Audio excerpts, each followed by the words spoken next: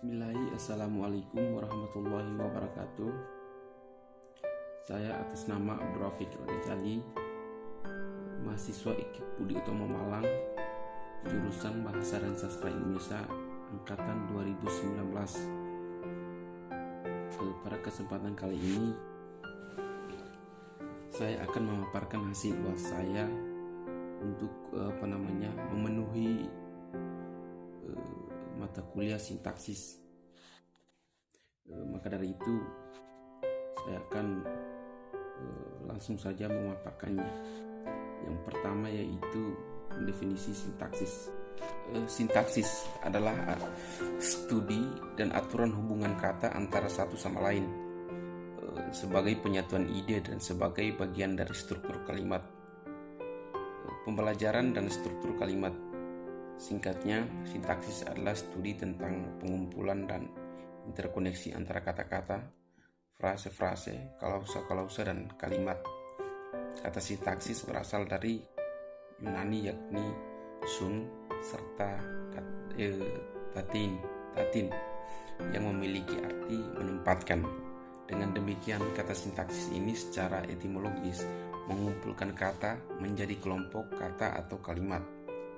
Yang berikut manfaat sintaksis.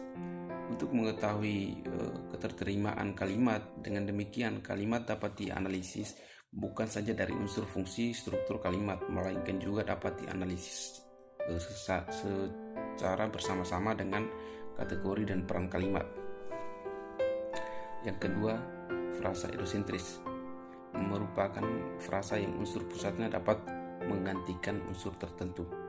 Contoh seperti pada frasa yaitu sedang membaca.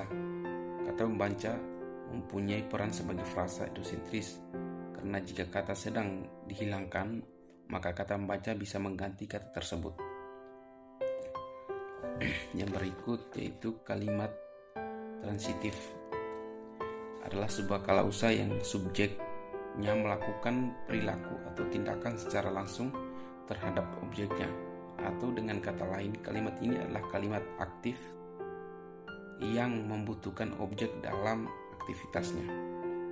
Contoh, Lina memperbaiki di halaman rumah. Contoh yang kedua yaitu Jenny sedang bermain di taman. Kita masuk yang berikut yaitu kalimat intransitif.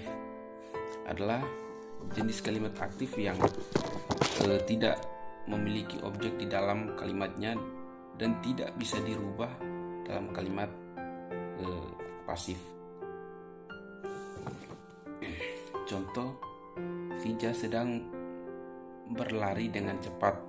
Contoh yang kedua, adik tertidur di kamarnya. Mari kita masuk ke kalimat aktif. Kalimat aktif adalah kalimat dengan subjek sebagai perilaku dari sebuah kejadian atau pekerja. Contoh, Yusuf memancing ikan. Dalam kalimat ini Yusuf adalah subjek, memancing adalah predikat, dan ikan adalah objek. Dalam kalimat aktif, subjek Yusuf jelas-jelas melakukan sebuah pekerjaan memancing. Masuk ke berikut yaitu kalimat pasif. Kalimat pasif merupakan kalimat yang memiliki subjek dengan sebuah pekerjaan. Ada dua jenis kalimat pasif berdasarkan predikatnya, yaitu predikat sebagai tindakan, contoh terbakar. Terus yang kedua, predikat sebagai keadaan, contoh kedinginan. Termasuk yang berikut yaitu kalimat tunggal. Disebut juga kalimat sederhana. Tidak ada penghubung atau konjungsi dalam kalimat tunggal. Contoh, kita pergi temasak ke Bali. Contoh yang berikut, mereka makan sate lilit. Contoh yang terakhir yaitu wali kota terpapar COVID-19. Yang terakhir yaitu kalimat majemuk. Kalimat ini ditandai dengan kata penghubung atau disebut juga dengan konjungsi.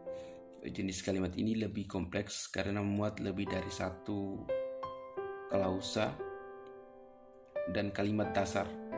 Contoh, 3 jenis kalimat majemuk Yang pertama, kalimat menjemuk setara. Contoh, ibu memasak rendang, acar bawang, sayur asam, dan tumis bunga pepaya. Contoh yang kedua, kalimat menjemuk bertingkat. Contoh, Pak Min datang menjemput ke sekolah ketika saya dalam perjalanan menuju rumah. Contoh yang terakhir yaitu kalimat menjemuk campuran, yaitu contoh kerja bakti di desa dapat menumbuhkan semangat gotong royong dan kekeluargaan karena melibatkan seluruh warga. Baik, kurang dan lebih mohon dimaafkan. Bila taufiq wal hidayah. Wassalamualaikum warahmatullahi wabarakatuh.